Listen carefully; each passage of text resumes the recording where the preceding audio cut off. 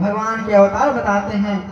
और इस्कॉन ये सब अशास्त्रीय, गायत्री परिवार अशास्त्रीय, हाँ, और आर्य समाज ये सब, तो इन सब को त्याग करके भगवान ने कहा ये इन लोगों के लिए है जो इन सब फालतू के चक्कर में पड़े हुए हैं। इन सबको त्याग करके सर्वधर्मान परित्यज्य मामेकम शरणं व्रज, सबको त्याग दो, मामेकम मुझे एकमात्र को भजो, केवल कृष्णमय हो जाओ और कृष्णमय हो जाओ, नारायण में ही रम जाओ, तब उद्धार होगा, ऐसा भगवान ने कहा है। चौथे अध्याय में भगवान ने कहा, क्षमा कीजिएगा, 16वें अध्याय में भगवान ने कहा है, यह शास्त्र विधिमुत्सृज्य वर्तते कामकारतः न स सिद्धिं वाप्नोति न सुखं न परां गतिम्।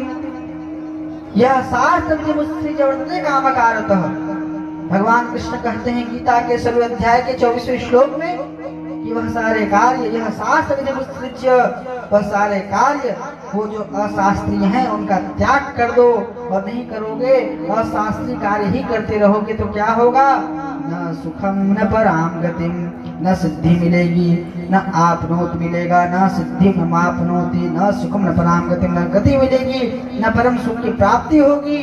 कितना भी माला जप लो, लेकिन अगर वो अशास्त्रीय विधि से जप रहे हो, अशास्त्रीय विधि से कर रहे हो पूजा पाठ, उसका कोई फल मिलने वाला नहीं है, वो केवल आपका बेकार वो प्रयास आप कर रहे हैं। आप जो भी काम करें वो शास्त्रीय करें, क्योंकि भगवान तो शास्त्र की रक्षा करने के लिए भगवान का अवतार होता है, धर्म संस्थापनार्थाय।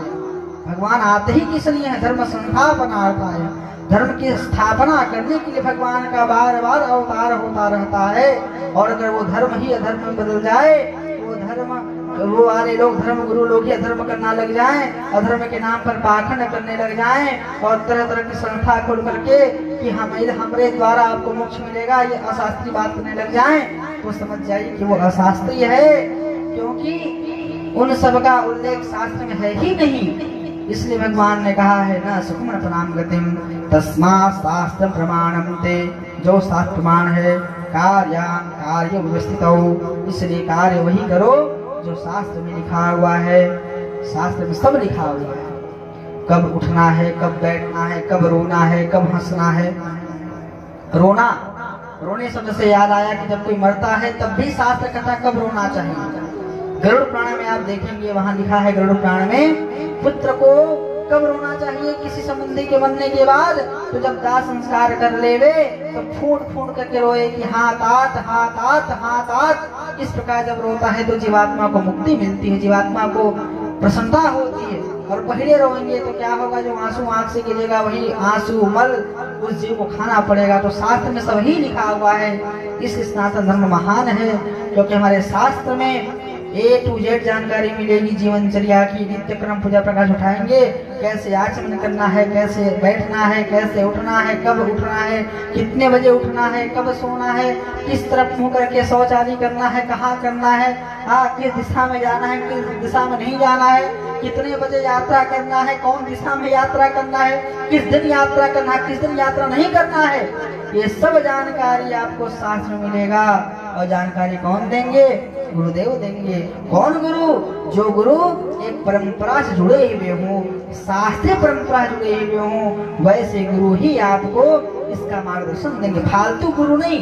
संत रामपाल अपने आप को संत कहते हैं और कबीर का प्रचार कर रहे हैं खूब। हाँ, ऐसे संत आपको क्या उद्धार देंगे, क्या मोक्ष की राह दिखाएंगे, जो स्वयं प्रपंच में उलझे हुए हों। ऐसे संतों से बचना चाहिए। ऐसे दिव्य विभूति जो स्वयं एक परंपरा में, वंदे गुरु परंपरा में लक्ष्य लेकर के जो परंपरागत रूप से आपका उद्धार कर सकें, ऐसे संतों के सानिध्य में ही आपको मुक्ति मिल सकती है, भगवत भक्ति मिल सकती है। क्योंकि बिना भगवत भक्ति, बिना गुरु के तो संभव है ही नहीं। गोस्वामी जी कहते हैं, पहेली के रूप में उन्होंने बड़ा बढ़िया भाव कहा है, समझने वाली पहेली है। रवि पंचक जाके नहीं, ताहि चतुर्थी नाही। स्वामी जी कहते हैं गुरु जी की महिमा में, रवि पंचक जाके नहीं, ताहि चतुर्थी नाही, तेहि सप्तक घेरे रहे, कबहू तृतीया नाही। अब कहेंगे महाराज इसका अर्थ क्या है? रवि पंचक जाके नहीं, ताही चतुर्थी नाही, तही सप्तक घेरे रहे, कभू तृतीया नाही। सुनने में थोड़ा अटपटा है, आनंद भी आया, लेकिन अर्थ क्या है? तो अर्थ बड़ा इसका मजेदार जानदार अर्थ है। रवि पंचक जाके नहीं, कितने दिन होते हैं हमारे कैलेंडर में, पंचांग में? 7 दिन होते हैं, रविवार, सोमवार, मंगलवार, बुधवार, गुरुवार, शनिवार और रविवार। तो रवि पंचक जाके नहीं, रविवार से 5वां दिन कौन होगा? तो रविवार पहला, सोमवार दूसरा, मंगल तीसरा, बुध चौथा और बृहस्पतिवार 5वां, गुरुवार 5वां। तो जिनके जीवन में गुरु नहीं है, रवि पंचक जाके नहीं, जिनके जीवन में गुरु नहीं है, ताहि चतुर्थी नाही, उनके जीवन में चतुर्थी नहीं है। चतुर्थी मतलब फिर गिनती की, रविवार से चतुर्थी कौन होगा? रविवार पहला, सोमवार दूसरा, मंगल तीसरा और बुध चौथा। जिसके जीवन में गुरु नहीं है, उनकी बुद्धि भी नहीं होगी, उनकी बुद्धि का विकास भी नहीं होगा, वो जड़ बुद्धि होगा, बुद्धिहीन होगा, उसकी बुद्धि नहीं होगी। रवि पंचक जाके नहीं, ताही चतुर्थी नाही, चतुर्थी नहीं होगी तो क्या होगा? ते ही सप्तक घेरे रहे, उनके जीवन में सप्तक घेरा रहेगा। सप्तक मतलब फिर शुरू की, रविवार से 7वां, रविवार पहला, सोमवार दूसरा, मंगल तीसरा, बुध चौथा, गुरु 5वां, शुक्र 6ठा और शनिवार 7वां। मतलब हमेशा वो व्यक्ति शनि देव से पीड़ित रहेगा और फिर हाथ दिखाएगा, कुंडली दिखाएगा। पंडित जी महाराज, ज्योतिषाचार्य जी महाराज, हमारे कुंडली देख लो, शनि परेशान कर रहा है, शनि का दोष लगा हुआ है, शनि की 7.5 ही चल रही है, शनि 2.5 साल से परेशान कर रहा है। कभी पीपल में जाके जल देंगे गुड़ पानी का, कभी अनुष्ठान करेंगे, कभी नीलम पहनेंगे, कभी कुछ पहनेंगे, लेकिन जीवन में गुरु नहीं बनाएंगे तो कुछ भी कर लो, शनि पीछा छोड़ने वाला नहीं है। संसार में अगर गुरु नहीं होंगे तो कुछ भी कर लीजिए, शनि पीछा नहीं छोड़ेंगे। यही सप्तक घेरे रहे, और अगर 7वां ग्रह आपको घेरा रहेगा तो कबहू तृतीया नाही। तृतीया माने फिर तृतीया गिनी है, रविवार से तृतीया कौन होगा? मंगल, मंगल तृतीया होगा। मतलब कि अब इसका सार सुनिए, तो जिसके जीवन में गुरु नहीं है, उसके जीवन में बुद्धि नहीं है, और बुद्धि नहीं है तो बिना बुद्धिहीन व्यक्ति को हमेशा शनि घेरा रहेगा, और शनि घेरा रहेगा तो कबहू तृतीया नाही। मंगल कभी होने वाला नहीं है, क्योंकि भगवान गुरुदेव भगवान सदा मंगल करने वाले होते हैं। गुरुदेव भगवान की चरणों में शरण में रह करके व्यक्ति हमेशा अपना मंगल ही करता है, अपना मंगल पाता है, और मंगल पा करके उस भगवान को प्राप्त कर लेता है जो सदैव मंगल करने वाले हैं, जो सदा ही मंगल देने वाले हैं। वो भगवान कौन है? तो बोले वो साक्षात भगवान श्री कृष्ण है, सच्चिदानंद रूपाय। वो परमात्मा कौन है? तो कहते हैं सत चित सत घन चित घन आनंद घन, सत स्वरूप चित स्वरूप आनंद स्वरूप का वो परमात्मा। वो परमात्मा आपके तीनों तापों का नाश करने में सक्षम है। तापत्रय विनाशाय, वो परमात्मा कौन ताप को नाश करेगा? तो कहते हैं आदि दैहिक, आदि दैविक, आदि भौतिक, इन तीनों तापों को नाश करने वो सक्षम है। वो कौन है? तो कहते हैं विश्वोत्पत्त्यादि हेतवे, वो तो पूरी सृष्टि का आदि करने वाला, अंत करने वाला, चलाने वाला वो परमात्मा है। वो कौन है? तो श्री कृष्णाय वयं नमः, वो साक्षात भगवान श्री कृष्ण है। इसलिए तो हमारे परंपरा में भी भगवान श्री कृष्ण की गीता का वचन का ही भगवान के मुक्ति का मार्ग में भी यही मंत्र आता है कि सर्वधर्मान परित्यज्य मामेकं शरणं व्रज, क्योंकि भगवान श्री कृष्ण ही एकमात्र ऐसे देवता हैं। राम जी तो अपने स्वरूप को छिपा के रखे हुए थे, मर्यादा में थे, लेकिन भगवान कृष्ण तो लीला पुरुषोत्तम थे। राम जी मर्यादा पुरुषोत्तम थे, भगवान कृष्ण लीला पुरुषोत्तम थे। तो राम जी मर्यादा में रख के अपने असली स्वरूप को नहीं बताए, रोना जो राम जी नहीं बताए, लेकिन भगवान श्री कृष्ण ने कहा है यदा यदा हि धर्मस्य ग्लानिर्भवति भारत, गीता में सब कुछ मैं ही हूँ। 10वें अध्याय में बताया है, वेदों में सामवेद हूँ, वर्णों में ब्राह्मण हूँ, मनुष्यों में राजा हूँ, आदि आदि वृक्षों में पीपल हूँ। ये सब भगवान ने बताया कि मैं ही तो हूँ सब कुछ। तो उस परमात्मा से साक्षात्कार कौन करवाता है? गुरुदेव कराते हैं। गुरु अगर जीवन में सही हो तो आपको संसार का हर सुख को प्राप्त होता है। स्वयं मैं उदाहरण हूँ कि मैं पहले क्या था, आज क्या हूँ, ये गुरुदेव भगवान की ही कृपा है। गुरुदेव भगवान से जुड़ने के बाद हमारा भी मंगल हो गया और जो हमसे जुड़ रहे हैं उनका भी मंगल हो ही रहा है, और आप जुड़ेंगे तो आपका भी मंगल ही होगा, क्योंकि साक्षात भगवान गुरुदेव भगवान तो मंगल की मूर्त है। मंगल मूर्त भगवान गुरुदेव भगवान तो मंगल की ही मूर्ति है, मंगल करने में ही सक्षम है। मंगल गुरुवर्याय, भगवान गुरुदेव भगवान मंगल करने वाले हैं। इसलिए गोस्वामी जी ने कहा है कि तही सब तक घेरे रहे कबहू तृतीया नाही, उसको हमेशा सब तक घेरा रहता है, तृतीया उसका कभी आता नहीं है जिसके जीवन में गुरु नहीं है। इसलिए गुरु बढ़िया होना चाहिए। और वो गुरु कौन है? तो साक्षात गुरु भगवान ही कहे गए हैं। राम जी ने भगवान ने कहा भी है, मात पिता गुरु प्रभु के वाणी, बिनहि विचार करहु शुभ जानी। माता पिता गुरु, इनका वचन भगवान का ही वचन है। लोग समझते हैं कि साक्षात शंख चक्रधारी भगवान आपके सहायता करने के लिए आएंगे, तो आप गलत हैं। भगवान सब जगह एक साथ एक समय नहीं आ सकते हैं, इसलिए उन्होंने गुरु को बनाया है। क्यों? क्योंकि गुरु ब्रह्मा गुरु विष्णु गुरु देवो महेश्वरः, गुरु साक्षात परब्रह्म, गुरु साक्षात परब्रह्म है। तस्मै श्री गुरुवे नमः, उस गुरु को हम नमस्कार करते हैं जो गुरु साक्षात परब्रह्म है, साक्षात परब्रह्म गुरुदेव हैं। ऐसे गुरु की महिमा का क्या वर्णन किया जाए भैया। इसलिए हमेशा गुरु के सानिध्य में रहो, गुरु की डांट को प्यार से चाहे जैसे भी स्वीकार कर लो।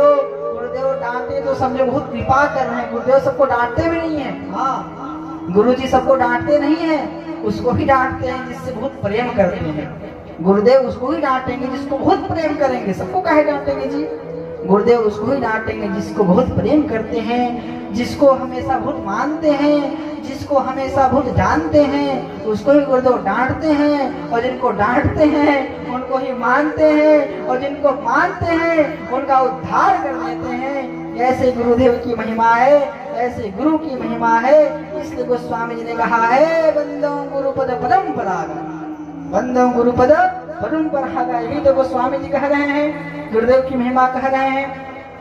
तो ये गुरुदेव की महिमा है। गुरु की महिमा बहुत बड़ी है, क्या बताएं। गुरुदेव मेरे जब पास खड़े मैं आस करूं किसकी किसकी। गुरुदेव मेरे जब वहां पड़े वहां मिले मैं द्वार खड़ा किसकी किसकी। गुरुदेव मेरे जब पास खड़े मैं आस करूं किसकी किसकी। और जिसके गुरुदेव साक्षात शास्त्र ज्ञाता हूँ। इसलिए कहा गया है कि पानी पियो छान के गुरु बनाओ जान के। अगर आपके गुरु जी अनपढ़ हो, गुरु जी ही अज्ञानी हो, तो आपका हित नहीं हो सकता है, आपका कदापि हित नहीं हो सकता है। ये नीति है। इसलिए गुरु की परंपरा, ये वैष्णव परंपरा, ये रामानुज परंपरा, जिस परंपरा में भगवान रामानुज भगवान शेष अवतार हुआ और भगवान श्री वेंकटेश भगवान, जहाँ रंगनाथ भगवान, जहाँ भगवान श्री परमाव स्वामी, जहाँ भगवान नारायण के चरणों में परम सुख की प्राप्ति होती है, ऐसे भगवान से नारायण से मिलाने का काम वो गुरु ही करते हैं। इसलिए भैया गुरुदेव के शरण में आइए। और इसलिए क्योंकि गुरुदेव साक्षात भगवान ही है, संत है ना। राम जी क्या कहे हैं? राम जी का वचन है, भगवान का ही वचन है। पहला भक्ति अरण्य कांड का, रामायण का पहला भक्ति क्या है? नवधा भक्ति में सबरी को राम जी ने क्या कहा है? ये कहा है, प्रथम भक्ति संतन कर संगा। भगवान की पहली भक्ति है संतों का संग करना। प्रथम भक्ति संतन कर संगा, पहली भक्ति है संतों का संग। संतों का संग करेंगे तो क्या होगा? आपका उद्धार हो जाएगा। बिना सत्संग विवेक न होई। और विवेक मतलब वही बुद्धि। देखो यहाँ भी चतुर्थी आ रही है। चतुर्थी मतलब नमः, व्याकरण में चतुर्थी नमः, रामाय नमः, गुरुवे नमः। नमः मतलब नम्र, गुरुदेव नम्रता सिखाते हैं। तो प्रथम भगति संतन कर संगा, और पहले प्रथम भगति संतन कर संगा। तब राम जी ने कहा है कि तब दूर दूसरी रति मम कथा प्रसंग। कथा प्रसंग सुनाएगा कौन? कथा प्रसंग वही ना सुनाएंगे, संत सुनाएंगे। तो संतों का संग नहीं करोगे तो कथा प्रसंग कौन सुनाएगा जी? इसलिए राम जी ने कहा है प्रथम भगति संतन कर संगा। और राम जी इतना में नहीं रुके, राम जी ने ये भी कहा है, हाँ क्या कहा है? मोते अधिक संत करि लेखा, मुझसे अधिक संतों की सेवा करो, गुरु की सेवा करो, मेरी सेवा हो जाएगी। ये गुरुदेव की महिमा है, बहुत बड़ी गुरुदेव की महिमा है। गुरु भगवान की महिमा क्या बताएं, यही सब बात है। और आप लोग प्रयाग में आ रहे हैं, सबका स्वागत है प्रयाग की पावन भूमि पर। और चूंकि आप सब आइए, बैठिए, श्रवण कीजिए कथाओं को, क्योंकि ऐसे ऐसे दिव्य मूर्तियों का दर्शन कहाँ होगा?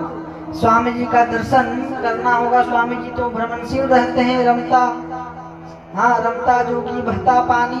जोगी को कोई घर होता है, साधु को घर नहीं होता है। साधु तो विचरने वाले होते हैं।